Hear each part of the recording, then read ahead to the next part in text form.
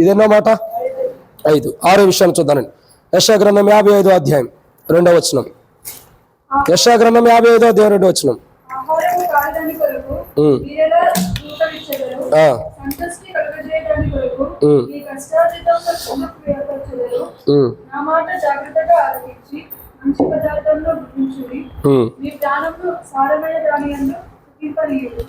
ఎన్నో మాట అండి ఇది? 6వదిగా దావీదునకు చూపిన శాశ్వత కృప. వాస్తవానికి ఈరోజు కూడా 3 వర్తమానాలు చెప్పాలనుకున్నా, ఎందుకంటే గత వారం చెప్పాను కదా, ఇప్పటికి 12:30కే ఇంకో 10 నిమిషాల్లో వర్తమానం అయిపోయింది. ఇంకో వర్తమానం చెప్పాలనుకున్నా కానీ వద్దేక, ఎందుకంటే చాలు ఇప్పటికే దేవుడు కృపను చూపించేశాడు. ఇంకా దేవుని యొక్క శాశ్వత కృపను మనం పొందుకోవాలంటే ఎట్లా ఉండాలన్నది ఇప్పుడు చూస్తున్నాం. దావీదు రాజు ఎటువంటి జీవితం కలిగి దేవుని కృపను పొందుకున్నాడు అన్నది కూడా ఒక వర్తమానం ఉంది. అది ఎప్పుడన్నా సమయం ఇస్తే సంఘ ప్రార్థనలోనే అడగొట్ట మనం చెప్పుకున్నాం. కానీ ఇక్కడ చూడాల్సిన మాట 6వదిగా శాశ్వత కృపను దేవుని ద్వారా మనం పొందుకోవాలంటే, దావీదు రాజును చూపిన శాశ్వత కృపను మనం పొందుకోవాలంటే మనం ఏం చేయాలంటే 6వదిగా ఏం చేయాలి? ఆహారం కాని దాని కొరకు మీరు ఎలా రోకలిస్తున్నారు అంటే అర్థం ఏంటో తెలుసా అండి? చాలా చక్కటి మాట. దీనికి అర్థం ఏంటో తెలుసా? ఆహారం కానిది అంటే వ్యాఖ్యానంలో ఏమో తెలుసా? నిజమైన ఆహారం కాని దాని కొరకు డబ్బులు ఇచ్చి కొంటున్నారంట ప్రజలు. డబ్బులు ఇచ్చి కొనుక్కుంటున్నారంట. ఏం చేస్తున్నారండి? డబ్బులు ఇచ్చి కొనుక్కుంటున్నారు. నిజమైన ఆహారం ఏమో ఇక్కడ మన మధ్యలో ఉంది. ఏమంటాడైనా? నా పానము, నా దేహము, నా రక్తము నిజమైన పానం, నిజమైన దేహమే. అది ఆ ప్రభే చెప్తూ వచ్చాడు కదా, ఇది మీ కొరకే చిందించబడిన రక్తము, ఇది మీ కొరకే విరగొట్టబడుతున్న నా శరీరము, అనేకుల కొరకు విరగొట్టబడుతున్న నా శరీరం అని చెప్పాడు. ఇది నాది అని ప్రభు చెప్పి మనకి ఇచ్చాడు. ఇది నిజమైన శరీరం. నా రక్తం తిని నా శరీరం తిని నా రక్తం త్రాగువాడు, నా రక్తం తిని కాదు, నా రక్తం త్రాగు నా శరీరం తినివాడు నిత్య జీవం కలవాడు అని చెప్పాడు. మరి ప్రజలు ఏం చేస్తున్నారు ఇప్పుడు? ఆహారం కాని దాని కొరకు రోకలిస్తున్నారంటే అర్థం ఏంటి? ఆహారం కానటువంటి దానికి, జీవాన్ని ఇవ్వలేని ఆహారాన్ని కొనుక్కోవడానికి ప్రజలు ప్రయాసపడుతున్నారు. అసలైన జీవాన్ని ఇచ్చే ఆహారాన్ని కొనుక్కోలేకపోతున్నారు. ఎంత దుస్థితితో చూడండి. ఇది మన జీవితాల్లో కూడా అందుకే దేవుడు మాట్లాడుతున్నాడు. ఆహారము కాని దాని కొరకు మనం డబ్బులు ఇస్తున్నాం అంటే, ఒక్కొక్కసారి మనం ఎలా కొంటాం తెలుసా? ఆహారం కాని దాని కొరకు డబ్బులు ఇవ్వటం అంటే, ఒక ఫ్రూట్ చూస్తాం, ఒక యాపిల్ ఉందనుకోండి, దాన్ని చూస్తాం, దానికి బయట బాగుంటుంది, లోపల దానికి బాగోదు. మనం ఏం చేస్తాం? మంచిదేనని చెప్పి డబ్బులు పెట్టి కొనేస్తాం. కానీ తినడానికి మంచిదే అనుకుంటాం, కానీ దాని లోపల పాడైపోయిందనగా ఆ పాడైపోయిన దాని అంతా మళ్ళీ ఏం చేయాలి? వేస్ట్ తీసేయాలి. ఇప్పుడు సరే నాకు బాగా ఓఆర్ఎస్ తెప్పించుకున్నా, ఇది ఓఆర్ఎస్. దీంట్లో మనం డేట్ చూడం, కొనుక్కుంటాం, కానీ ఇది ఏమైపోయింది? ఇది మంచిదేనని కొనుక్కుంటాం, కానీ దీంట్లో చూడగా నేను ఆశీర్వాదాన్ని ఓఆర్ఎస్ తెమ్మంటే ఓఆర్ఎస్ అని తెచ్చాడు. దీని మీద ఆల్రెడీ రాయబడింది ఇది నాట్ అండ్ ఓఆర్ఎస్ అని. ఏమన్నది? ఇది ఓఆర్ఎస్ కాదు, ఓఆర్ఎస్ఎల్. కానీ ఇక్కడ నేను ఎందుకు చెబుతున్నా అంటే, ఇది మంచిది కాదు, కానీ దీనికి డబ్బులు ఇచ్చి మనం కొనుక్కుంటున్నాం. మన ఆత్మీయ జీవితం ఎలా ఉందంటే, చెడ్డదాన్ని కొనుక్కుని తెచ్చిపెట్టుకుంటున్నాం. ఆత్మీయ జీవితంలో మంచి జీవాహారమైనటువంటి ప్రభు యొక్క దేహాన్ని విడిచిపెట్టేసుకుంటున్నాం. అదే ప్రభు మాట్లాడుతున్నాడు. దావీదు రాజు నాకు చూపిన శాశ్వత కృప నీకును నాకును దేవుడు చూపాలంటే మనం ఏం చేయాలా? అసలైన ఆహారం దగ్గర రావాలి. ఏందక్క నిద్ర వస్తుంది? అసలైన ఆహారం దగ్గరికి రావాలి. వాక్యం జోలపడినట్టుందా? టేబుల్ కొడతల్లా, అందుకే మీకు జోలపడినట్టు. కాబట్టి దావీదు రాజు నాకు చూపిన శాశ్వత కృపను దేవుడు మనకు చూపించాలంటే మనం ఏం చేయాలా? నిజమైన ఆహారం దగ్గరికి రావాలి. మనం నిజమైన ఆహారం దగ్గర రావాలి. ఉత్తత్త ఆహారాన్ని కొని పెట్టుకు తెచ్చుకుంటున్నాం. ఏ ఆహారం అది? చూడండి, ప్రభు అన్నాడు, ఆహారం కాని దాని కొరకు మీరు ఎలా రోకలిచ్చిరి? వ్యాఖ్యానాలు చూడగా నిజమైన ఆహారం నిజమైన ఆహారం కాని దాని కొరకు డబ్బులు ఇచ్చి కొనుక్కుంటున్నావంట. అంటే చూసారా, వాడు డబ్బులు ఇచ్చి తన్నించుకున్నాడు రా అంటాడు. ఏమంటావు? డబ్బులు ఇచ్చి తన్నించుకున్నాడు రా అంటాం. ఇదే మన సామెత. ఇక్కడ బైబిల్లో దేవుడు అదే చెబుతుంది. మనం డబ్బులు పెట్టి కష్టపడి కష్టార్జితంతో కొనుక్కున్న డబ్బులు ఇచ్చి ఆహారాన్ని కొనుక్కుంటున్నాం. అది చివరికి మనం ఎలా ఉంటుందండి? తన్నే తట్టే ఉంటుంది. చేటలు కాదు, తన్నే తట్టే ఉంటుంది. చూడండి, రైస్ ఉంటాయి, రైస్ కొనుక్కోవాలనుకుంటారు. మనం అందరం ఎలాంటి రైస్ తింటాం చెప్పండి? నేను ఇప్పుడు రైస్ మార్చేసేయాలండి ఇంట్లో, ఎందుకంటే బ్రౌన్ రైస్ తింటున్నాను నేను అంతా కూడా. మనం రైస్ ఎలాంటి రైస్ తింటాం చెప్పండి? రైస్ ఎలా ఉండాలి మనకి? మనం వేసుకునే తెల్ల బట్టలు ఎలా ఉంటాయి అంత తెల్లగా ఉండాలి రైస్. ఆ తెల్లని రైస్ ఎలాంటిదో తెలుసా? ఏం జీవం లేనిది. ఆ తెల్లని రైస్ ఎలాంటిది? మనం అడుగుతాం, మంచి పాలిష్ బట్టి, మంచిగా పాలిష్ బట్టి అంటాం. ఆ రైస్ ఎలాంటిది? జీవం లేనిది. దాంట్లో జీవం ఉండదు. ఏదో బ్రతకాలన్నట్టు తింటమే. గ్యాస్ ట్రబుల్ రాకుండా, షుగర్ ఎక్కువ కాకుండా ఉండటానికి, షుగర్ ఉండే వాళ్ళు రైస్ తింటారు కట్టుకుంటారు కదండి, తక్కువ తింటారు. ఇలాంటి రాకుండా ఉంటానికి మనం తింటాం, కానీ అది మంచిది కాదు. కానీ మనం ఏం చేస్తాము, అదే కావాలంటాం. మన పితృలు ఎందుకు బలంగా ఉంటారు చెప్పండి? మన పితృలు ఎందుకు ఉన్నారంటే వాళ్ళు ఎలాంటి అన్నం తిన్నారు? ఎలాంటి తిన్నారు? పాలిషులు గిలీసులు కాదు, వాళ్ళు దంచికొట్టిన అన్నం, రైసు అలాంటి తిన్న అనుభవాలు వాళ్ళలో ఉన్నాయి. అంటే వారు బలంగా 90 ఏళ్ళ 80 ఏళ్ళని బతుకుంటున్నారు. మనం 30-40 ఏళ్ళకి పరవాసిని జగమున ప్రభు ఎందుకు అయిపోతుంది? కొని తెచ్చుకుంటున్నాం. అసలైన దాన్ని, జీవాన్నిచ్చే ఆహారాన్ని తెచ్చుకోకుండా నష్టాన్ని తెచ్చి కొనిపెట్టే దాని కొరకు ఈ చైర్ తీసుకెళ్ళటయ్యా చాలా కష్టపడి అక్క తొందరగా వచ్చింది కాబట్టి నష్టాన్ని తెచ్చే ఆహారాన్ని మనం తెచ్చుకుంటున్నాం. ఏ ఆహారం తెచ్చుకుంటాం అండి? నష్టాన్ని తెచ్చేది. మనం తినే ఆహారము, ఆ రైసు అంత క్వాలిటీ కాదు, ఎంత పాలిష్ పడతారో అంత ఆరోగ్యానికి హానికరం, కానీ వాటినే తెచ్చుకుంటాం. చెబుతున్నాం కదా, ఇది నాట్ ఓఆర్ఎస్ అని రాసింది, ఇదే తాగుతాం. ఎందుకని? ఇది మంచిది కాదని తెలిసే దాన్ని తాగుతాం. ఇంకా చెప్పంగా ఎన్నో ఏదైతే మనకు కీడు చేసిద్దో దాన్నే మనం కొని తెచ్చిపెట్టుకుంటాం, కాబట్టి మానవుడి జీవితం ఏమవుతుంది? నష్టం. ప్రియుడా, ఆహారం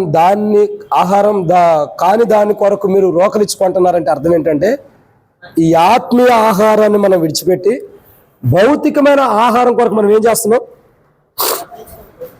పరిగెడుతున్నాం. భౌతికమైన ఆహారం కొరకు మన జీవితాన్ని దారాగతం చేసేసుకుంటున్నాం, మన జీవితాన్ని నష్టం చేసేసుకుంటున్నాం. భౌతికమైన ఆహారం కొరకు ఆత్మీయ ఆహారాన్ని కూడా వదిలేస్తున్నాం. అదే ఆహారం దాని కొరకు మీరు రోకలిచ్చుకుంటున్నారంటే భౌతికమైన ఆహారము ఆత్మీయ ఆహారం కాదు.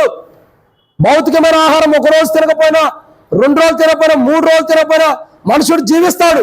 కానీ ఆత్మీయ ఆహారాన్ని తినకపోతే సచిన శవం కింద లెక్కే. పొట్టి శ్రీరాములు గారు నిరాహార దీక్ష చేశాడంట. ఎన్ని రోజులు చేశారు? చదువుకున్న వాళ్ళు ఉన్నారు చెప్పండి. 50 టీచర్స్ కాబట్టి చెబుతున్నారు. ఎన్ని? 52 రోజులా? అంతేనా? 52 రోజులు చేశారంట పొట్టి శ్రీరాములు. ఏమైనా తిన్నాడా? మేము చూస్తేగా బ్రదర్ ఇప్పుడు చెప్పడానికి మేము అప్పుడు పుట్టలేదని చెబుతారా? ఏమైనా తిన్నాడా? పొట్టి శ్రీరాములు నిరాహార దీక్ష 52 రోజులు సరే చేశాడు. ఎందుకు చేశాడు తర్వాత సంగతి, కానీ బతుకున్నాడు కదా 52 రోజులు. చేసిన దీక్షకి ఆయన చనిపోయాడా? లేదు. 52 రోజులు అన్నం తినబడి బ్రతుకున్నాడు. భౌతికమైన ఆహారాన్ని కొని తెచ్చుకోవడానికి మనం కష్టార్జితం డబ్బులు ఇచ్చి తెచ్చుకున్నాం, కానీ అంటే అది తినపోయినా మనం బ్రతుకుతాం కొంతకాలం. ఆత్మీయమైన ఆహారాన్ని కొని తెచ్చుకోవాలి మనం, కానీ దాన్ని తెచ్చుకోవట్లే. మన ప్రయాసం అంత ఏడుంది? సామెతలో రాయబడుతూ వచ్చింది కదా, ప్రసంగిలో ఎక్కడ రాయబడుతూ వచ్చింది? ఏమని? అసంగిలో అట్టుకుంటా ఒకరి ప్రయాసం అంతా కూడా కాదక్క, సరిగ్గా చదువు. ఒకరి ప్రయాసం మొదట అధ్యాయం రాయబడుతూ వచ్చింది, గాలి కొరకే ప్రయాసపడినట్టంట. గాలిని ఎవరైనా పొందుకుంటారా? గాలిని ఎవరైనా బంధించగలుగుతారా? మన ప్రయాసం అలాంటిదే. మరి మన సంపాదన దేని కొరకు? ఆత్మీయ ఆహారాన్ని సంపాదించుకోవడానికి మనకు సంపాదన ఉండాలి. భౌతికమైన వాటిని సంపాదించుకోవద్దని నేను అంటలా. అది నీకు, నీ కుటుంబానికి, నీకు కలిగిన 10వ వంతు దేవుడు ఇచ్చిన దాన్ని దేవుడి మందిరానికి ఇవ్వడానికి నువ్వు సంపాదించుకో, కాదే నేను అంటలా. కానీ ఆత్మీయ ఆహారాన్ని ఎక్కడ సంపాదించుకుంటావు? భౌతికమైన ఆహారాన్ని సంపాదించుకోవడం కొరకు ఆత్మీయ ఆహారాన్ని సంపాదించుకోకుండా పోగొట్టుకుంటున్నారు. ఎంత దౌర్భాగ్యమైన స్థితిలో మనం ఉంటున్నాం. అందుకే దేవుడు మాట్లాడుతున్నాడు. దావీదు రాజులకు చూపిన శాశ్వత కృప మనకు దేవుడు చూపించాలంటే మనం ఏం చేయాలా? ఆత్మీయ ఆహారాన్ని సంపాదించుకోవడానికి రోకలిచ్చంటే మన జీవితాన్ని వ్యయపరుచుకుని, మన జీవితాన్ని సమర్పించుకుని ఆత్మీయ ఆహారాన్ని పొందుకోవటానికి పరిగెట్టుకుంటూ దేవుని దగ్గరకు రావాలి. కానీ మనం పరిగెడటానికి ఎక్కడికి వెళ్తాం? భౌతికమైన ఆహారం, నిజమైన ఆహారాన్ని విడిచిపెట్టి ఆహారం కాని దాన్ని కొని తెచ్చుకుంటున్నాం. అదే సాతానుడు. ఆ సాతాను క్రియలు కొని తెచ్చుకుంటున్నాం. నిజమైన ఆహారాన్ని మనం ఏం చేస్తున్నామండి? చెప్పండి. నిజమైన ఆహారాన్ని మనం విడిచిపెడుతున్నాం. ఈరోజు ప్రభు వాళ్ళ దగ్గరికి వచ్చిన మన జీవితాల్లో శాశ్వత కృపను దేవుడు చూపించాలంటే నిజమైన ఆహారాన్ని ఎక్కడైతే విడిచిపెట్టో దాన్ని సరి చేసుకో. లేదా ఆ నిజమైన ఆహారాన్ని విడిచిపెడుతున్నావు, భౌతికమైన ఆహారం కోసం ప్రయాసపడుతున్నాం. ఆహారం కానిదంటే నిజమైన ఆహారం ఏంటో దాని కొర ప్రయాసపడుతున్నాం, దాని కొర డబ్బులు ఖర్చు పెడతా, వ్యర్థమైన దానికి ఖర్చు పెడుతున్నాం. మనం దేవుని మందిరానికి 1 రూపాయి ఖర్చు పెడతామా? కష్టం. ఎప్పుడో ఒకసారి. దేవుని మందిరంలో ప్రేమ విందు ఉంది. ఎంతమంది సమర్పించుకుంటాం? చేతులు ఎత్తండి. ఎంతమంది సమర్పించుకుంటాం? మనకు 1వ తారీఖు ప్రేమ విందు జరిగిందిగా, మరి ఆ ప్రేమ విందు సమర్పించుకున్న వాళ్ళు ఎంతమంది చేతులు ఎత్తండి. ఒక్కరు కూడా లేరా? అరే ఎంత విషాదం, ఒక్కరు కూడా లేరా? 100 మంది ఉన్న సంఘంలో 40 సంవత్సరాల నుంచి 30 సంవత్సరాల నుంచి ఎల్షద్దాయ్ ప్రార్థన మంది విశ్వాసం అని చెప్పుకునే మనము ప్రేమ విందుకు సమర్పించుకునేది నేర్చుకోలేదా? ఎంత బాధ ఇది, ఎంత దుఃఖం ఇదో తెలుసా? నేర్చుకోలేదంటే ఎంత అవమానకరం. ఎందుకు చెబుతున్నా అంటే ఏదో మీరు ఇవ్వాలని కాదు నేను అంటుంది, ఆ నేర్పరితనం మనలో ఎక్కడి నుంచి వస్తుంది? మళ్ళీ మీరు అనౌన్స్మెంట్ చేయాలి బ్రదర్ అంటే అక్కడ ఏం చెప్పరు, హెబ్రోన్ అలా చెప్పదు. మనం ఏం చేయాలా? నేర్చుకోవాలి. నాది ఇది అని. రేపు మాపు మందిరం కట్టుకుంటాం, సేవకుడు వచ్చి మా ఇంటికి వచ్చి బొట్టు పెట్టి మాకు చెబితేనే మేము ఏదైనా సమర్పించుకుంటాం అంటే ఇంకా అది ఎట్ట కుదిరిద్ది? మందిరం కట్టాలనుకున్నప్పుడు ఎవరి కానీ సమర్పించుకుంటే వెళ్తారు. అది మా పితరులు మాకు నేర్పారు, అది మనం నేర్చుకోవాలి. ఇన్ని సంవత్సరాల నుంచి మనం ఏం చేస్తున్నాం? ఇలా గమనించి ఒక్కసారి నువ్వు భౌతికమైన ఆహారం, మరి మన ఇంట్లో ఆహారం కొని తెచ్చుకోవడానికి మనం ప్రయాసపడమా? ఎంత ప్రయాసపడతాం? మరి దేవుని మందిరంలో ఆహారం అంటే ఎంతో బాధ, ఎంతో దుఃఖం. అన్న సహోదరి అడుగుతూ వచ్చింది, అన్న దేవుని మందిరంలో ఆదివారం ప్రేమ విందు బెటర్ అయిందన్న, మేము దూర ప్రాంతం నుంచి వస్తున్నాం, మాకు ప్రేమ విందు ఎందుకు బెటర్ చెప్పండి, మేము ఇంటికి వెళ్ళాలంటే కష్టం అంటాను. నేను చెబుదాం అనుకున్నా, మందిరం త్వరలో అయిపోతుంది, వచ్చే నెలలో మందిరం అయిపోయింది, అప్పుడు ప్రేమ విందు పెడతానేమో, ఇప్పుడు పెట్టలేము, క్షమించండి. ఎందుకంటే మన జీవితాలు దేని కొరకు ప్రయాసపడుతున్నాం? ఆత్మీయ ఆహారం కొరక, భౌతికమైన ఆహారం కొరక? నేను నా కుటుంబం తిని తృప్తిగా ఉంటే చాలు అనే దాని కొరకు మనం ప్రయాసపడకూడదు. మనం ప్రయాసపడాల్సింది దేవుని కొరకు, దేవుడిచ్చే జీవాహారాన్ని పొందుకోవడం కొరకు ప్రయాసపడాలి. ఆ జీవాహారాన్ని కలిగి ఉండడం కొరకు ప్రయాసపడాలి. ఆ జీవాహారం తిని తృప్తి కలిగి ఉండడం కొరకు ప్రయాసపడాలి. ఆహారం దాని కొరకు, ఆహారం కాని దాని కొరకు ఎంతకాలం ప్రయాసపడతా? ఒక వ్యక్తి ప్రయాసపడ్డాడు, చివరికి వెళ్ళి ఎక్కడ ఉన్నాడు? నరకంలో గాలిపోతున్నాడు. ఎవరో వ్యక్తి? ధనవంతుడు. ఆహారం దానికోసం, ఆహారం కాని దాని నిజమైన ఆహారం కోసం కాకుండా ఉత్తత్త ఆహారం కోసం ప్రయాసపడ్డాడు. డబ్బులు ఇచ్చి ఖర్చు పెట్టుకున్నాడు, దానికోసం పొందుకుంటూ తింటూ త్రాగుతూ వచ్చాడు. చివరికి ఏమైంది? నరకానికి వెళ్ళాడు. వద్దు. దావీదు రాజునకు చూపిన శాశ్వత కృప, దేవుడు వాగ్దానం ఇచ్చాడని సంతోషించే కంటే ఆ వాగ్దానాన్ని పొందుకోవడానికి కావాల్సిన జీవితం మనలో ఉందో లేదో మనం పరీక్షించుకోవాలి. దావీదు రాజు చూపిన శాశ్వత కృపను దేవుడు ఎల్షద్దాయ్ పట్ల, మన పట్ల ఎల్షద్దాయ్ అంటే మనమే, మన పట్ల శాశ్వత కృపను చూపించాలంటే జీవాహారం, నిజమైన ఆహారాన్ని మనం ఏం చేయాలా? పొందుకోవాలి. దాని కొరకు మనం ఏం చేయాలా? మన జీవితాన్ని సరి చేసుకుని ప్రతిరోజు జీవాహారం ఎక్కడ పోగొట్టుకుంటాం దాన్ని సరి చేసుకోవాలి. ఇది ఎన్నో మాట? 6. 7వ విషయాన్ని చూద్దానని. యెషయా గ్రంథం 55వ అధ్యాయం ముగిద్దాం. 4వ వచనం. జనములకు సాక్షిగా అతనిని నియమించితిని, జనములకు రాజుగాను అధిపతిగాను అతనిని నియమించితిని. చాలక్క. కాబట్టి ఏమంటున్నాడు? 7వదిగా దావీదు రాజునకు చూపిన శాశ్వత కృప దేవుడు మనకు చూపాలంటే మొట్టమొదటిగా మనం ఎలా ఉండాలా? చెడ్డ తలంపులన్నీ తీసేసుకోవాలి. 2, దుష్ట మార్గంలో నడవకూడదు, ఆ మార్గాన్ని విడిచిపెట్టాలి. 3, దేవుని వైపు తిరగాలి. 4, దేవుని వెతకాలి. 5, దేవుని సన్నిధిలో వేడుకోవాలి, ప్రార్థన జీవితం కలిగి ఉండాలి. 6, జీవాహారమైన ప్రభువు కొరకు మనం వ్యయపరచుకోవాలి. అవసరమైతే క్రయధనమైన చెల్లించి ఆత్మీయ ఆహారాన్ని, జీవాహారాన్ని పొందుకోవాలి. భౌతికమైన ఆహారం కొరకు, జీవాహారం కాని దాని కొరకు మనం ప్రయాసపడకూడదు, జీవాహారం అయిన దాని కొరకు మనం ప్రయాసపడాలి. 7వదిగా ఏమని రాయబడుతూ వచ్చిందంటే, దావీదు రాజు చూపిన శాశ్వత కృప మనకు దేవుడు చూపించాలంటే, ఇదిగో జనములకు సాక్షిగా అతన్ని నియమించదని. దావీదు రాజును చూపిన శాశ్వత కృప మనకు చూపించాలంటే దేవుడు మనం ఏదైతే సాక్షిగా నిలబెట్టాడో ఆ సాక్ష్యాన్ని మనం కాపాడుకోవాలి. ఏం కాపాడుకోవాలండి? సాక్ష్యపు జీవితం. ఏదైతే దేవుడు మనల్ని జనములకు సాక్షిగా నిలబెట్టాడో ఆ సాక్ష్యార్థమైన జీవితం మనం కాపాడుకోవాలి. అప్పుడే దేవుడు శాశ్వతమైన కృపను మనకు కనపరుస్తాడు. ఎప్పుడైతే మనం దేవుడు చూపించే ఆ శాశ్వత కృపని వ్యర్థపరుచుకుంటున్నామంటే అర్థం ఏంటంటే, ఎప్పుడైతే పోగొట్టుకుంటున్నామంటే దానికి అర్థం ఏంటో తెలిసి ఎప్పుడు పోగొట్టుకుంటామో, మనలో సాక్ష్యం ఎప్పుడైతే పోయిందో, మనకి ఎప్పుడైతే సాక్ష్యం లేదో అప్పుడే దావీదు రాజు చూపిన శాశ్వత కృప మన దగ్గర నుంచి దూరం అయిపోయిందని అర్థం. దావీదు రాజు చూపిన శాశ్వత కృప మనకు ఉండాలి. ఏంటది? ఇది ఆ కృప మనకు ఉండాలంటే మంచి సాక్ష్యం కలిగి ఉండాలి. నువ్వు దేవుని కొరకే సాక్షిగా లేవు, దేవుడే నిన్ను జనులకు సాక్షిగా పెట్టాడు. నువ్వు దేవుని కొరకు లేవు, నువ్వేం దేవుని కొరకు సాక్షిగా ఉండాలి లేదు, దేవుడు నిన్ను పెట్టాడు సాక్షిగా. మరలా చదువుతున్నా, అర్థం చేసుకోండి. నీ అంతా నువ్వు దేవుని కొరకు సాక్షి కాదు, దేవుడే నిన్ను తన కొరకు సాక్షిగా పెట్టుకున్నాడు. ఇప్పుడు మనం ఏం చేయాలా? ఆ సాక్ష్యపు జీవితాన్ని కాపాడుకోవాలి. దావీదు రాజు చూపిన శాశ్వత కృప దేవునికి చూపించాలంటే దేవుడు నిన్ను ఏ సాక్షార్థమైన జీవితాన్ని నీకు అనేకులు ఎదురు సాక్షిగా నిలబెట్టాడో ఆ సాక్షార్థమైన జీవితాన్ని కాపాడుకోవాలి. చాలా మంది జీవితాలు అవి ఉండవు. మన జీవితాల్లో అవి ఉండదు. ఆ సాక్షార్థమైన జీవితం ఉండదు. ఆ సాక్ష్యం లేని జీవితంతో మనం జీవిస్తూ వస్తాం. కాబట్టి దావీదు రాజుకు చూపిన శాశ్వత కృప మనకు దేవుడు చూపించాలంటే సాక్షాత్మైన జీవితం ఉండాలి. దేవుడు ఏమంటున్నాడు దావీదు రాజు గురించి? దావీదు నా హృదయానుసారుడు అన్నాడు లేదా? ఎందుకంటున్నాడు? ఎందుకంటే దేవుని కొరకు సాక్షిగా నిలబడ్డాడు. ఎవరి మాటలు చెబుతున్నాడు తెలుసా అండి? దావీదు రాజు గురించి సంబోధిస్తుంది ఎవరు? మనుషులు కాదు, పక్కనోళ్ళు కాదు. మనుషులు ఎవరు దావీదు రాజు సపోర్ట్ చేయట్లా. నేను తా అంటే తన్నాను అన్నవాళ్ళు కాదు వీళ్ళు. ఎలాంటి వాళ్ళు తెలుసా? దేవుడు. చూడండి ఏమంటున్నాడు 3వ వచనం, చెవి యొగ్గి నా ఎద్దుకు రండి, మీరు విని ఎడల మీరు బ్రతుకుదురు, నేను మీతో నిత్య నిబంధన చేసేదును, దావీదు నాకు చూపిన శాశ్వత కృప మీకు చూపుదును, ఇదిగో జనములకు సాక్షికతను నియమించితిని. ఎవరు చెబుతున్నారు ఈ మాట? మరి దేవుడే సాక్ష్యం ఇస్తున్నాడు. ఎవరి గురించి? మన గురించి దేవుడే సాక్ష్యం ఇస్తాడు. ఈరోజు బల దగ్గరికి వచ్చాం, ఏమని సాక్ష్యం ఇస్తాడు దేవుడు? ఒకవేళ బహుశా దేవుడే తన కృపధార మనం తీసుకెళ్తాను దిగి వచ్చి, ప్రభా ఈ రోజు మనం అందరం అడుగుదాం, ప్రభా 2-3 అక్కడ కూడి ఉంటారు, వారి మధ్యలో నేను ఉంటానన్నారు, మీరు ఏది బంధిస్తారో అది బంధిస్తాను, ఏది విప్తారో అది విప్తాను అన్నారు. కాబట్టి ప్రభా మేము అందరం కలిసి ఏకీపించి ప్రార్థన చేస్తాం. ఇప్పుడు ఈ క్షణం మా మధ్యలో దిగిరాని మనం ప్రార్థన చేద్దాం. మనం అందరం ఏకీపించి ప్రార్థన చేస్తే దేవుడు దిగి వస్తాడు అనుకోండి. దేవుడు దిగి వస్తే మన సాక్షాత్మైన జీవితం గురించి ఏం చెబుతాడు? మనం అడగాలి, ప్రభా నా సాక్షాత్మైన జీవితం గురించి నా గురించి నువ్వేం చెబుతావు? పక్కన వాళ్ళు అడగొద్దు. మనం ఎలా అడుగుతాం?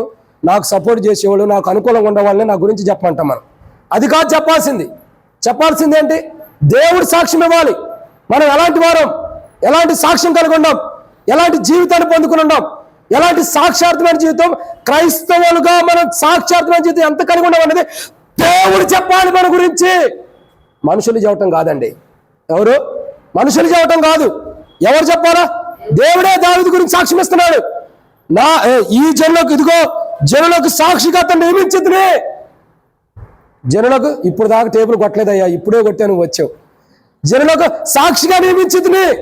దేవుడు దావీదు రాజుని సాక్షిగా నిలబెట్టుకున్నాడు. మరి నిన్ను నన్ను నిలబెట్టుకోలేదా? నిలబెట్టుకున్నాడు లేదా?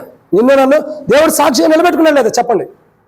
దేవుడు నన్ను సాక్షిగా నిలబెట్టుకున్నాడు అన్నవాళ్ళు చేతులు ఎత్తండి. దేవుడు నన్ను సాక్షిగా నిలబెట్టుకున్నాడు అన్నవాళ్ళు. సరే, దేవుని కొందనాలు. దేవునికి సాక్షిగా నిలబెట్టుకున్నాడు ఎవరో తెలుసా? ప్రభు రక్తం ద్వారా కడగబడి మారుమనస్సు బాప్తిసం పొంది ప్రభు రక్తంలో కడగబడి ప్రభు వల్ల పాల్గొన్నవారు దేవుని కొరకే సాక్షులు. మరి మీరు చేతులు ఎత్తలేదంటే మిమ్మల్ని మీరు పరీక్షించుకోవడమే. కాబట్టి దేవుని కొరకే నా మటుకైతే నన్ను సాక్షిగా ఉంచాడు దేవుడు. నేనైతే అదార్థం చేయగలుగుతున్నా. దేవుని కొరకు దేవుడు నన్ను సాక్షిగా ఉంచాడు. సాక్షిగా అంటే ఒక సేవకుడనే కాదండి, విశ్వాసగా కూడా సాక్షే. విశ్వాసులు కూడా సాక్షే. మనం విశ్వాసులుగా జీవిస్తున్నామంటే, మనం నివసిస్తున్న చుట్టుపక్కల మధ్యలో మనం క్రైస్తవులుగా నివసిస్తున్నామంటే సాక్షిగా ఉండట్టే కదా. మరి అట్లాంటి సాక్షులుగా మనం ఉండాలి కదా. ఆ సాక్ష్యాన్ని మనం కాపాడుకోవాలి. ఆ సాక్ష్యాన్ని దేవుడే మనల్ని అనేకులకి సాక్షిగా నిలబెట్టినగా అనేకులు ఎదుట మన సాక్ష్యాన్ని కాపాడుకోవాలి. బలలో పాల్గొనే మన జీవితాల్లో అనేకులు ఎదుట మన సాక్ష్యం ఎలా ఉంది? అది ఒక సేవకుడుగా నేనని కాదు, ఒక విశ్వాసిగా నీవని కాదు, ఒక పెద్దయినా బాధ్యత కలిగిన వారైనా, సండే స్కూల్ పిల్లలైనా, టీచర్స్ అయినా, ఎవరైనా సరే మనల్ని దేవుడు సాక్షిగా నిలబెట్టాడు. దేనికో దాని కొరకు, దేవుని కొరకు. ఆ సాక్షార్థమైన జీవితం అనేక జనముల ఎదుట నిలబెట్టాడు. మరి ఆ సాక్షార్థమైన జీవితం మనం నివసించే ప్రజల ఎదుట మనం ఎలా ఉన్నాం, ఎలాంటి సాక్ష్యాన్ని కాపాడుకుంటున్నాం అన్నది ప్రాముఖ్యత. అది నువ్వేంటి, నేనేంటి, అందరం సరి చేసుకోవాల్సింది. ఎలాంటి సాక్ష్యాన్ని కలిగి ఉంటున్నాం? ఒక సాక్షార్థమైన జీవితం ఏది? రీడా ప్రభు ఏమంటున్నాడు? ఇదిగో జనులకు, యెషయా 55:4 వచ్చింది, ఇదిగో జనులకు సాక్షిగా అతన్నే నియమించింది. దేవుడు నియమించాడు. ఎవరు నియమించాడు? ఏ దావీదు రాజుకైతే శాశ్వత కృపను దేవుడు చూపించాడో ఆ దేవుడే ఏం చేస్తూ వచ్చాడు? సాక్షిగా చూపిస్తూ వచ్చాడు. ఎవరికి? దావీదు కాదు, అనేక జనులకి సాక్షిగా దేవుడు చూపిస్తూ వచ్చాడు. ఈరోజు నిన్ను నన్ను దేవుడు అనేక జనులకు సాక్షిగా నిలబెట్టాడు. బలలో పాల్గొనే మన జీవితాల్లో దేవుడు తన శాశ్వత కృపని ఎవరినైతే అనేకులకి జన్మల ఎదుట సాక్షిగా నిలబెట్టాడో వారికి తమ శాశ్వతమైన కృపను దేవుడు కనపరుస్తున్నాడు. ఈరోజు మనం ఎలా ఉండాం? బలలో పాల్గొనబోతున్న మన జీవితాలు, బలలో ప్రవేశిస్తున్న మన జీవితాలు ఎలా ఉన్నాయి? దేవుని ఎదుట మనం సాక్ష్యాన్ని, మనల్ని దేవుడు మనం దేవుని ఎదుట ఉన్న సాక్ష్యం కాదు, కానీ మనలో దేవుడు అన్ని జనుల ఎదుట అనేకుల ఎదుట ఎలా సాక్షిగా పెట్టాడు, ఆ సాక్ష్యాన్ని మనం ఎంత కలిగి ఉంటున్నాం. ఒక మాట చెప్పి నేను ముగిస్తా, సమయం అయిపోయింది. ఒక మాట చెప్పి నేను ముగిస్తా, మాట్లాడుకోవద్దామా. ఒక వ్యక్తి రక్షణ మార్మోస్ బాప్తిసం పొందాడు, ప్రభువుని నమ్మాడు, క్రైస్తవ జీవితాన్ని కొనసాగుతూ వస్తున్నాడు. క్రైస్తవ జీవితం కొనసాగుతున్న వ్యక్తి వారి కుటుంబంలో పెళ్ళి అనుకోకుండా వచ్చింది. ఏమొచ్చిందండి? పెళ్ళి. ఎవరు పెళ్ళి? తనదో లేకపోతే తన బంధువులతో ఎట్టాగో వచ్చింది పెళ్ళి రాగానే ఏం జరుగుతూ వచ్చింది? ఇక్కడ నేను చూడలేదు కానీ ఆంధ్రాలో చెప్తున్నా, క్రైస్తవులు చేసే పని నేను చెబుతున్నా. పెళ్ళి అనగానే ఫస్ట్ నలుగు పెడతారు, దానికంటే ముంగట ఏం చేస్తారంటే పెళ్లి పత్రిక పెట్టిస్తారు. ఈ పెళ్లి పత్రిక చేసుకుని దాన్ని ఎక్కడ సేవకుడి దగ్గరకు రారు. చాలామంది జీవితాలు అదే నష్టం. సేవకుడి దగ్గరికి వెళ్తే ప్రార్థన చేసి ఆ సమయాన్ని దేవుడు అనుమతించినప్పుడు చెబుతారు, అది చేయి. మనం ఏం చేస్తూ వచ్చారు? ఎక్కడికో వెళ్తారు, నవగ్రహాలన్నీ చూసేవాళ్ళు ఉంటారు కదా, ఈ గ్రహం అట్ట ఉంది, ఈ గ్రహం ఎట్ట పట్టింది, నీకు ఈ గ్రహం పోయిన తర్వాత పెళ్లి చేసుకోమంటారు. అసలైన గ్రహం పెళ్లి చేసుకున్న తర్వాతే పట్టింది. అంటే భార్య కాదని నేను అంటుంది, అసలైన గ్రహం అప్పుడే స్టార్ట్ అయ్యింది. కానీ ఇళ్ళల్లో అన్ని గ్రహాలు చూపిస్తారు. అయ్యా ఈ రోజు నేను పెళ్లి చేసుకోవచ్చా, ఇదిగో నా నక్షత్రం ఇలా ఉంది, అదే ఉంది, ఇది ఉంది చూపిస్తారు. వాడు అన్ని చూసి వాడి నక్షత్రమే సరిగ్గా లేదు, నీకేం చూస్తాడు? చూసి చెబుతాడు, ఏదో ముహూర్తం పెడతాడు, ఆ ముహూర్తమే నిజమైందంటే ఆ టైం పెళ్లి జరగదు. పెళ్లి టైంలో ఏం చేస్తారు? ఫస్ట్ పెళ్లి కార్డు ప్రింట్ అయ్యగానే మొట్టమొదటిగా దేవుని మందిరానికి తీసుకురారు. ఫస్ట్ కార్డు ఎప్పుడు పెళ్లి మందిరంలో ఇవ్వాలి ఒకటి ఫస్ట్. తర్వాత ఎక్కడికైనా దేవునికి ఇచ్చిన తర్వాతే. యోహాను సువార్తలో ఏం చూసాము? కానానులో పెళ్లి విందు జరిగినప్పుడు యేసును ఆయన శిష్యులను ఆ వివాహంకు పిలవబడి, మరి మొట్టమొదటి పిలవబడిన వారు ఎవరు? యేసు ఆయన శిష్యులేగా. మనం పిలిచేది ఎవరిని? ఊరందరినీ పిలిచి లాస్ట్లో వచ్చి అయ్యా మందిరంలో అనౌన్స్మెంట్ చేయి, ఈ పత్రిక మందిరంలో అనౌన్స్మెంట్ చేయి, ఇది దేవుడు రమ్మని కాదు, దేవుడు విశ్వాసులు కాదు, మొదట అనౌన్స్మెంట్ చేయి. ఏమని? మా పెళ్లికి అందరు రండి. ఊరంతా బంచేసేవు. ఇంకా దేవుడు ఎప్పుడు రావాలి? చివరిలోనే దేవుడు. మొదట ఎవరు ఉండాలా? దేవుడే. కానాల్లో పెళ్లి విందు జరిగినప్పుడు ఆ విందు ఎందుకు సమృద్ధిగా ఉంది? కొరత దాన్ని ఎందుకు సమృద్ధి చేయబడిందంటే మొదట ప్రభువుని పిలిచారు వాళ్ళు. కానీ ప్రజలు ఏం చేస్తారంటే మొట్టమొదటి పెళ్లి కార్డు తీసుకుని ఈ పక్క ఈ పక్క ఆ పక్క ఈ పక్క, ఎన్ని పక్కలు? 4 పక్కలు. ఏం చేస్తాము? పసుపు పోస్తాం. బాగా అలవాటు ఉందక్క, అందుకే చెబుతున్నారు. పసుపు పోస్తాం, ఏడ చూస్తే ఏమిలే, పసుపు పోస్తాం. తర్వాత ఏం చేస్తాము? తర్వాత మనం పసుపు పూసుకుంటాం. మొదటి పెళ్లి కార్డు పూసి చేతులకి కాళ్ళకి మనం పూసుకుంటాం. తర్వాత ఏం చేస్తాం?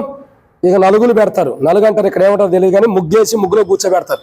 నీ పని అయిపోయిందిరా, ఇదేరా నీ చివరి ముగ్గని ముగ్గులో కూర్చోబెడతారు. ఇవన్నీ చేసిన తర్వాత దరిద్రం అంటాడు, అసలైన దరిద్రం ఏంటి? మెహిందీ, ఆ గోరింటాకు ఇవన్నీ పెట్టుకుంటూ వస్తారు. ఈ దరిద్రం అంతా అయిపోయింది. ఇదంతా అయిపోయిన తర్వాత ఏం చేస్తారు? పెళ్లి దగ్గరికి వచ్చేసరికి తాలిబొడి కట్టిస్తారు. ఇదంతా అయిపోయిన తర్వాత ఏం జరిగిద్ది? దండలు వేపిస్తారు. ఇదంతా అయిపోయిన తర్వాత ఆ దండలు కొండ పూలన్నీ నలిగిపోయేటట్టు చేసి అందరం ఫోటో దిగుదాం. విశ్వాసులు చేసే పనులు ఇవి నేను అంటుంది. ఒకవేళ అలాంటి వారు మీరు చేసుంటే మీరు బాధపడద్దు. ఇప్పటికైనా మార్మోస్ పొందండి. క్రైస్తవ జీవితం అంటే అది కాదు. క్రైస్తవ వివాహం అంటే అది కాదు. క్రైస్తవ జీవితం అంటే దేవుడు ఆదాము దగ్గరికి అవ్వను తీసుకొచ్చినప్పుడు ఏ దండలు దేవుడు చేశాడు? ఏ తాలుబడి తీసుకొచ్చాడు? ఏ పసుపు రాశాడు దేవుడు? ఏం చేశాడు దేవుడు? తీసుకొచ్చి అక్కడ కలిపాడు. ప్రమాణం ప్రాముఖ్యత. అందుకే ఆడ తీసుకురాగానే ఆదాం ఏమంటాడు? నా ఎముకలోంచి తీయబడిన ఎముక, ఇది నారి అనబడును, ఇది నారి అనబడిన అని సంబోధిస్తూ వస్తున్నాడు. ఎందుకు? ప్రమాణం చేస్తున్నాడు. ఒడంబడిక, ఇది నాలో నుంచి తీయబడింది కాబట్టి నారి, ఇది నాకు శాస్త్రము, నాలో నుంచి తీయబడిందని ఒడంబడిక చేస్తాడు. వివాహం అంటే ఒకరికొకరు ఒడంబడికలు చేసుకోవటం ప్రమాణం. కానీ మన యొక్క వివాహాలు చూడగా ఏమైపోతున్నాయి? దరిద్ర స్థితిలోకి వెళ్తున్నాయి. మళ్ళీ అవన్నీ తీసుకొచ్చి అన్న మా ఇంట్లో వివాహం ఉంది, పెళ్లి చేయంటారు. మేము చేయలేదు అనుకో, సేవకుడు మా ఇంట్లో పెళ్లి చేయలేదు, సేవకుడు మా ఇంట్లో పెళ్లి చేయలే, ఆల్రెడీ ఓ పెళ్లి ఇట్టాగా ఆపైపోయా. ఇక్కడే అత్మూరలో నేను చేసా ఓ పెళ్లి చేయబోయేటప్పుడు ఆపేసేసా. నేను చేయని పెళ్ళి అని చెప్పేసేసా. పెళ్లి నేను చేయనని చెప్పా. ఎందుకనంటే కొన్ని కారణాలు ఉన్నాయి. ఆ కారణాలు లేనప్పుడు నేను పెళ్లి చేయనని చెప్పేస్తే బతికినాడారు. ఏమని? అన్న సేవకుడు అని ఇటు చేయొచ్చా?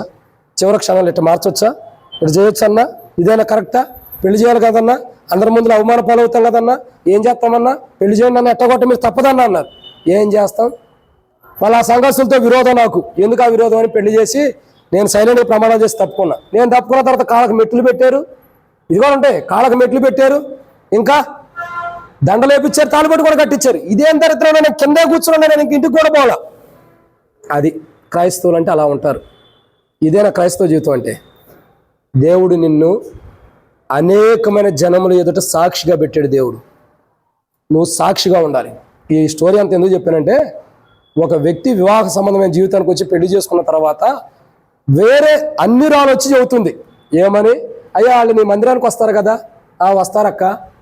వాళ్ళు క్రైస్తవులే కదా, వస్తారు, క్రైస్తవులేనక్క. వాళ్ళు దేవుని పెట్టలే కదా, ఆ దేవుని పెట్టలే. నాకు అసలు విషయం చెప్పు ముందర, నాకు టెన్షన్ పెరుగుతుంది. ఏంటి అసలు విషయం అంటే, దేవుని పెట్టలో పసుపు రాసుకుంటారయ్యా, దేవుని పెట్టలో పసుపు రాసుకుంటారా, దేవుని పెట్టలో అల్లచల్లుకుంటారా? మరి ఈయనేంది పెళ్ళి ఎట్ట చేసుకున్నాడు, ఏంది క్రైస్తవులు కూడా ఎట్ట చేసుకోవచ్చా? సిగ్గుతో తలంచుకోవాల్సి వస్తుంది, సిగ్గుతో తలంచుకోవాల్సి వస్తుంది. పేరుకే క్రైస్తవులు భక్సింగ్ గారు సావాసం. అంత శూన్యం, గాలి కొరకే ప్రయాసపడినట్టే. అదే మరి జీవితం అంటే. సాక్ష్యం ఏది? ఆమె వచ్చి అడుగుతుంది, అయ్యా ఏది ఇతను నిజంగా క్రైస్తవుడే, దేవుని పెట్టేనా, మందిరానికి వచ్చేవాడేనా, బాప్తిసం తీసుకున్న వాళ్ళు ఇట్లా చేయొచ్చా, బాప్తిసం తీసుకున్న వాళ్ళు ఇలాంటి జీవితాన్ని కొనసాగించవచ్చా, ఇతను నిజంగా బాప్తిసం తీసుకున్నారా, బాప్తిసం తీసుకుంటే ఈ జీవితం మాలాగే ఎందుకు చేస్తున్నాడు? నువ్వు చెబుతూ వస్తావు కదా, ఇలా చేయకూడదు అలా చేయకూడదు అని చెబుతావు కదా, మరి ఎందుకు చేస్తున్నాడు? అయితే ఇతను బాప్తిసం తీసుకున్నది అర్థమే. డైరెక్ట్ అంది ఒక ఆమె. షాక్. అంటే మన సాక్ష్యము మన చుట్టుపక్కల ఉన్న వారి ఎదుటి ఎలా ఉందో మనం గ్రహించాలి. అర్థమవుతుందండి? ఆ సాక్ష్యాన్ని మనం కాపాడుకోవాలి. ఆ సాక్ష్యాన్ని మనం ఏం చేయాలా? కాపాడుకోవాలి. ఎప్పుడైతే ఆ సాక్ష్యాన్ని మనం కాపాడుకుంటామో అప్పుడు మన జీవితం బాగుంటుంది. దేవుడు నిన్ను అన్యజనులకు సాక్షిగా నిలబెట్టాడు. నీ సాక్ష్యాన్ని పోగొట్టుకునేటట్టు కాదు, కలిగిన సాక్ష్యాన్ని పోగొట్టుకునేటట్టు దేవుడు నిలబెట్టలా. అన్యజనులకు నిన్ను సాక్షిగా నిలబెట్టాడు. ఆ సాక్ష్యార్థమైన జీవితాన్ని నువ్వు కలిగి ఉండాలి. ఈరోజు బల దగ్గరికి వచ్చి నీవు ఎంతవరకు ఆ సాక్ష్యార్థమైన జీవితాన్ని కలిగి ఉంటున్నావు? ఎంతవరకు ఆ సాక్ష్యార్థమైన జీవితం కలిగి ఇక్కడ బల దగ్గరికి వచ్చావు? ప్రశ్నించుకోండి. మనల్ని మనం విమర్శించుకునే ఇలా తీర్పులోకి రాకపోతామని బైబిల్ అంటుంది. తీర్పులోకి రాకుండా తప్పించబడతాం. మనల్ని మనం విమర్శించుకోవాలి. ఎంతవరకు మన జీవితం ఉంది? నిన్ను నీ సొంత గ్రామంలో, స్థానికంగా ఎక్కడ కానీ ఎక్కడైనా సరే దేవుడు నిన్ను సాక్షిగా ఉంచాడు. నీవు ఏ జనం మధ్యలో ఉండవో నువ్వు దేవుని కొరకు సాక్షిగా లేవు. దేవుడే నిన్ను తన కొరకు సాక్షిగా పెట్టుకున్నాడు. ఆ ప్రజలు నీ గురించి ఎలాంటి సాక్ష్యం ఇస్తున్నారు, అది కాపాడుకో.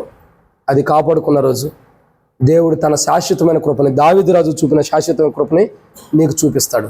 అది కాపాడుకోలేని రోజు ఆ కృప నీకు ఉండదు. ఎంతకాలం అయితే ఆ అన్ని జనుల ఎదుటి నిన్ను అనేకులు ఎదుటి సాక్షిగా నిలబెట్టాడు, ఆ సాక్షార్థమైన జీవితాన్ని కాపాడుకోవు, అన్ని దినములు దేవుడు నీకు శాశ్వతమైన కృపని చూపించడు.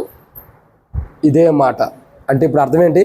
మనందరము మనం నివసించే ప్రాంతంలో ఎలా ఉండాలి?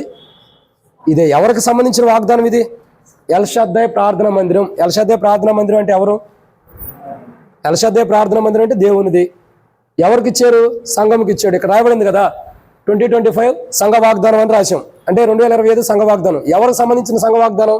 ఎల్షద్దాయ్కి. ఎల్షద్దాయ్ సంఘం అంటే ఎవరు? మనమే. అంటే మనకు సంబంధించిన వాక్యమే కదా. అంటే మనం అందరం ఒక కుటుంబం. మనకిచ్చిన వాగ్దానం మనందరిని కలిపి, మనందరి మనస్తత్వాలు, ఆలోచన, ఉద్దేశాలు అన్ని కలిపి దేవుడు ఇచ్చిన వాగ్దానం. అంతే. సంఘానికి ఇచ్చే వాగ్దానం ఏంటంటే సంఘంలో ఉన్న విశ్వాసాలు అందరినీ దేవుడు జ్ఞాపకం చేసుకుని అందరి మనస్తత్వాలకు కలిసి ఇచ్చే వాగ్దానం ఇది సంఘ వాగ్దానం అంటే. ఏమని ఇచ్చాడు? దావీదు రాజు చూపిన శాశ్వత కృప మాకు చూపిస్తాడు. మనం ఏమంటాం? అబ్బా ఈ సంవత్సరం మందిరం అయిపోద్దేమో, ఈ సంవత్సరం మా కుటుంబాలు బాగుంటాయేమో, శాశ్వత కృపను దేవుడు ఇస్తున్నాడని మనం అనుకుంటాం. అన్ని చేస్తాడు.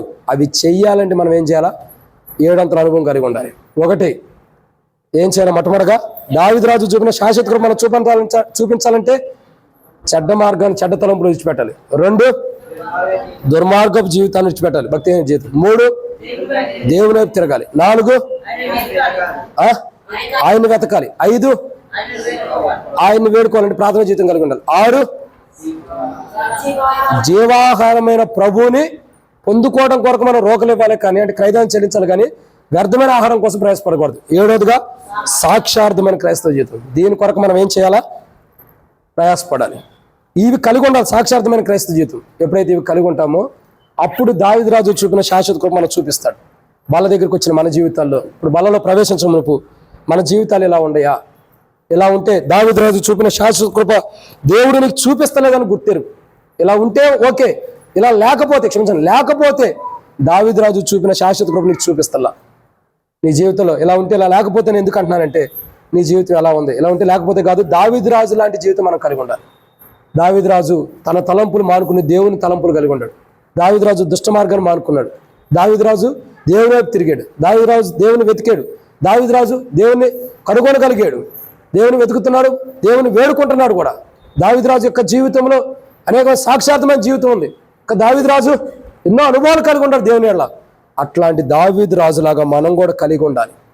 దావీదు రాజు లాంటి అనుభవాలు మనలో లేకపోతే, ఇప్పుడు దేవుడు మాట్లాడిన అనుభవాలు మనలో ఉంటే వాటిని సరి చేసుకుందాం. వాటిని సరి చేసుకుని బలలో పాల్గొంటే దావీదు రాజు చూపిన శాశ్వత కూడా మనం చూపిస్తాడు. అది ఈ రోజు వరకు కాదండి. మనం ఈ లోకంలో జీవించినంత కాలం అలా సరి చేసుకుని బలలో పాల్గొంటే దావీదు రాజు చూపిన శాశ్వత కూడా మనం చూపిస్తాడు. అలా సరి చేసుకోకుండా ఏదో వచ్చే మందిరానికి వచ్చే బలలో పాల్గొన్నట్టు వెళ్ళిపోతే దావీదు రాజు చూపిన శాశ్వత కృప మనకు రాదు. ఆ కృపను మనం పొందుకోవడం కొరకు దావీదు రాజు లాంటి క్రైస్తవ జీవితాన్ని మనం జీవించి దావీదు రాజు పొందుకున్న శాశ్వత కృపను మనం పొందుకోవడం కొరకై ఆ 7 అనుభవం మనలో ఏముండే వాటిని తీసివేసుకుని దావీదు రాజు లాంటి అనుభవంలోకి మనం వచ్చి దేవుని ద్వారా శాశ్వత కృపను మనం పొందుకున్నట్లు ప్రభు మన సాయం చేయను గాక. ఆమేన్. మనమందరం కూడా ప్రార్థన చేసుకుందాం. ఎవరం కూడా అటు ఇటు తిరగొద్దు. ఒక చిన్న ప్రార్థన చేసుకుందాం. ప్రార్థన సమయం ఎంత అవ్వలేదు, 1 దాటిందంతే, 1:05 అయింది. చిన్న ప్రార్థన చేసుకుందాం. అందరూ కళ్ళు మూయండి. పక్కన వాళ్ళతో మాట్లాడొద్దు, అటు ఇటు చూడొద్దు, ఎవరి వైపు చూడొద్దు. ప్రార్థన. పరిశుద్ధుడు అయిన తండ్రి, ప్రేమ కలిగిన దేవా, ప్రభువైన యేసుక్రీస్తు ప్రభువారి యొక్క శ్రేష్టకరమైన నామాన్ని బట్టి మీకు స్తోత్రాలు. మా ప్రభువైన యేసుక్రీస్తు ప్రభువారి యొక్క నామంలో మీరు మాకు అనుమతించిన ఈరోజు జీవాహారమైన వాక్యాన్ని బట్టి మీకు స్తోత్రాలు. ప్రభువా, నేను దావీదు రాజుకు చూపిన శాశ్వత కృపను పొందలేని స్థితిలో ఉండా. ఎందుకంటే నా తలంపులు మీ తలంపుల్లో లేవు. నేను దుర్మార్గపు మార్గంలో నడుస్తున్న భక్తిహీనులాగా. దేవా, నేను నీ వైపు తిరగట్లా. దేవా, నేను నిన్ను వెతకట్లా, నేను నిన్ను వేడుకుంటల్లా. నా జీవితంలో ఇవన్నీ ఉండే కాబట్టే ప్రభా నా జీవితాన్ని నేను ఎంతో నష్టం తెచ్చుకుంటున్నా. ప్రభా, నా జీవితంలో ఉన్న నష్టాలు తీసివేయండి. ఇంకా నీవే నన్ను అనేకులు ఎదుట సాక్షిగా నిలబెట్టావు. కానీ నేను నివసించే ప్రాంతంలో ఆ సాక్ష్యాన్ని పోగొట్టుకుని ఉండా. ఇంకా అది మాత్రమే కాదు, దావీదు రాజు జీవితంలో ఏవేవి అనుభవాలు అయితే దావీదు రాజు కలిగి ఉన్నాడో అది నాలో లేదని నేను ఒప్పుకొంచున్నా. ప్రభా, మా జీవితంలో ఆ బలహీనతలు, ఆ పొరపాట్లు సరి చేసుకుంటే దావీదునకు చూపిన శాశ్వత కృప మాకు చూపిస్తారు. తండ్రి, ఆ కృపను మీరు మాకు ఎల్షద్దాయిలో ఉండే ఆత్మీయ కుటుంబమైన మాకు చూపించండి. దావీదు రాజు చూపిన శాశ్వత కృప మాకు కావాలి. జీవాహారమును మేము ఆహారం కాని దాని కొరకు ప్రయాసపడి డబ్బులు ఇచ్చి కొనుక్కుంటున్నాం. నిజమైన ఆహారాన్ని కొనుక్కోలేని స్థితిలో ఉన్నాం. నిజమైన ఆహారం కొనవసరంలో ఉచితంగా పడుతుంది. యెషయా 55 మీరు రోకలు లేకపోయినా డబ్బు లేకపోయినా వచ్చి ఉచితంగా కొనుక్కోండి అంటున్నావు. ఉచితంగా ఇచ్చే ఆహారాన్ని తీసుకోలేక మాకు నష్టం కలిగించే ఆహారం కొరకు మేము ప్రయాసపడుతున్నాం. ప్రభా, మమ్మల్ని క్షమించండి. తండ్రి, దావీదు రాజుకు చూపిన శాశ్వత కృప మాకు చూపించండి.